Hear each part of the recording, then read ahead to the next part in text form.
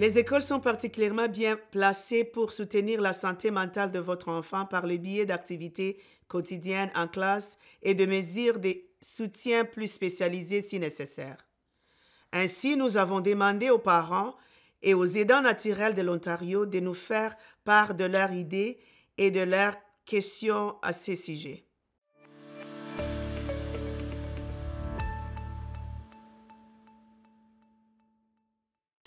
Je dirais que pour un enfant, avoir de l'appui à l'école, c'est que les parents, les aidants naturels, l'administration de l'école, les professeurs, c'est une équipe. C'est une équipe qui entoure ton enfant et qui fait le meilleur suivi à tous les plans. Les parents à la maison, l'école à l'école, c'est une équipe. Ces relations de confiance sont très importantes à plusieurs titres. D'abord, moi, comme parent, j'ai besoin de savoir qu'il y a ce lien de confiance entre l'école et la famille. Cela me permet donc d'être à l'aise pour partager certaines informations et demander l'appui de l'école. De l'autre côté, c'est important aussi pour les enfants. Le fait de savoir que son parent a une relation avec l'école, ça permet aussi à l'enfant de développer cette relation de confiance-là avec l'école. Chacun a à apporter et quand il y a un climat de confiance, chacun peut apporter une information, apporter une solution pour résoudre un problème particulier. C'est très important pour l'avancement et le bien-être de l'élève. Et je pense que la collaboration entre l'école et les parents doit exister pour appuyer l'élève. Je peux dire des fois, il y a des parents qui ont eu des expériences négatives à travers l'école, mais c'est très important que cela soit réorganisé et réintégré pour que l'élève soit appuyé.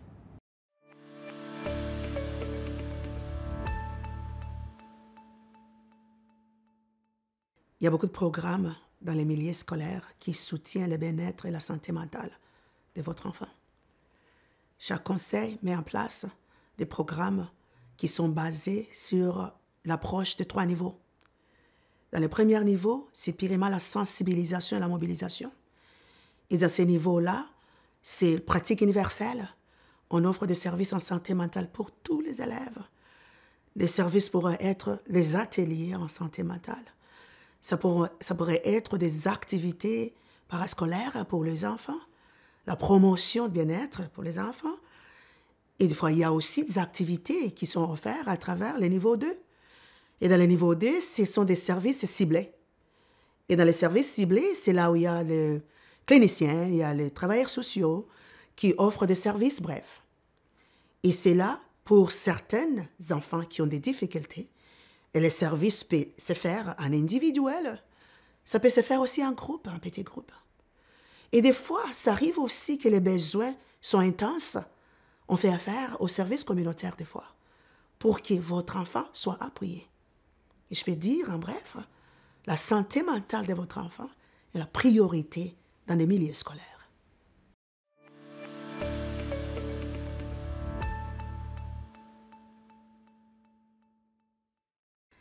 Il y a beaucoup de personnel scolaire qui soutient la santé mentale de votre enfant à l'école.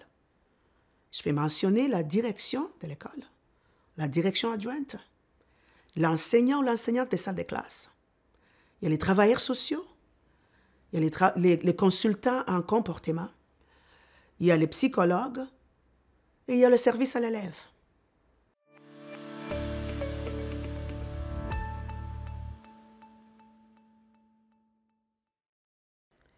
Vos communications avec l'école sont confidentielles.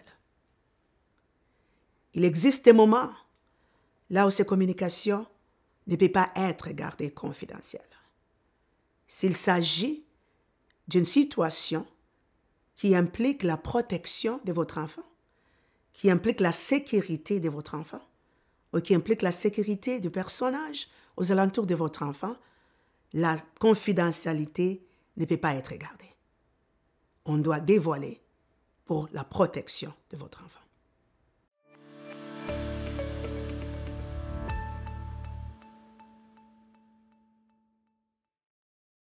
Je vous encouragerai de communiquer avec l'enseignant de salle de classe.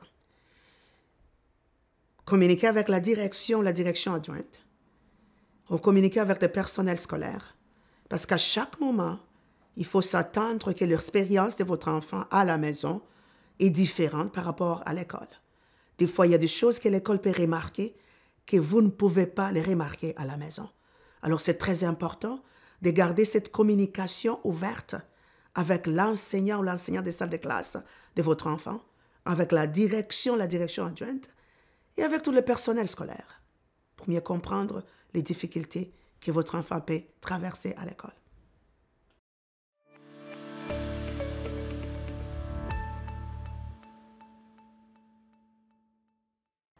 La meilleure chose que je peux faire pour mon enfant pour soutenir sa santé mentale, ce serait de l'encadrer, de l'écouter, de savoir qu'est-ce qui se passe, comment a été ta journée. Aussi, je suis quelqu'un qui croit beaucoup en l'activité physique. Dans un corps sain, l'esprit sain. Alors pour moi, ma fille, dans le cas de ma fille, elle va au karaté, elle va à la natation, elle se défoule et ensuite, elle est très fatiguée, elle dort super bien et alors ça lui garde un esprit assez positif dans la plupart des cas. Lorsque les enfants reviennent à la maison l'après-midi, je les accueille chaleureusement et puis je pose 2-3 questions pour savoir comment ils ont passé leur journée. Je dois écouter l'enfant, je dois l'observer, je dois lui poser des questions. Quand il revient de l'école, je dois être capable de lui demander qu'est-ce qui s'est passé à l'école, est-ce que tu as bien joué avec tes amis, est-ce que tu as été gentil avec eux, Et maintenant, quand je procède de cette façon-là, je suis capable de soutenir mon enfant.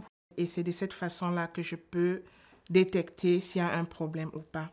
Et si jamais il y a un problème qui émerge de cette discussion-là, ce que je fais généralement, c'est je me pose avec l'enfant, j'écoute l'enfant et je demande c'est qui l'adulte ou bien le personnel scolaire avec qui il se sent le plus à l'aise. Ça, c'est vraiment pour voir vers qui je vais me diriger au niveau de l'école pour commencer le processus de résolution du problème.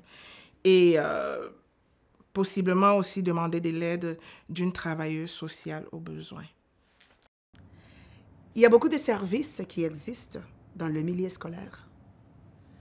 Si réellement un enfant a un problème santé mentale, on peut obtenir des services à travers le personnel scolaire, comme à travers la direction d'école, à travers les directions adjointes, à travers les travailleurs sociaux, à travers les psychologues, à travers le service à l'élève.